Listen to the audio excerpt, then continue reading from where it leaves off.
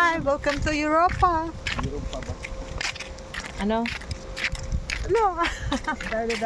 Guys, nag-apply kami sa Poland via online. Nagpasa lang kami ng resume. Then, Anong agency mo? agency ko, Pila. Sa Pasig po siya. The best siya. Okay siya. Noong tinawagan kami, online interview lang siya. Kaya medyo hindi masyadong pagod o hirap. Bali Pumunta ka lang doon sa agency pag kaming pumunta ka na. magkakabatch. Magka-batch kami ever simula interview. Oo, kaming dalawa. Magkabatch na simula interview hanggang sa makarating dito. Kasabay kami sa interview. Tapos, same company rin pala siya pinanggalingan sa Pinas. Oo nga. Kaya hi Bali, sa mga taga-Fuji. Inabot kami ng 7 months mahigit. Kasi March 7 kami na interview. Then October 24 kami dumating dito.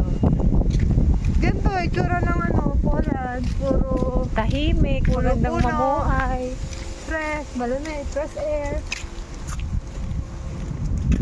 Tapos, yun nga, parang malayo sa kabihasnan. Subscribe nyo siya guys or follow nyo siya kasi vlogger yan si Ate Da.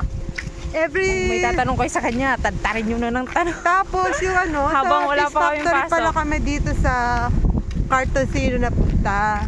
As of sa mga nasagap namin na nauna sa amin dito, oti-oti naman daw sila.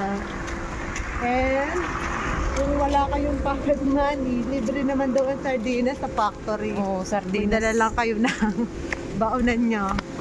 Doon nilagay yung sardinas. Then, para may pagkain kayo sa dorm. Now guys, 7 hours ang difference ng oras dito sa Pilipinas. Advance kayo ng 7 hours dyan sa Pinas. Winter. Bubay ka na. Susunod na vlog. Bye-bye! Magtanong lang kayo guys para sasagutin ko yan. Si Michelle, may partner. Ayun o, natakbo Yan na ang si Mamo. mansana. Kuha kasi kami ng mansanas Para guys. may... Wait lang. Para may makain. Ate ka, papakita namin pala sa inyo. Papakita namin yung ako. Eto si Frank, matagal na siya dito. Maybe 3 months. Ganun.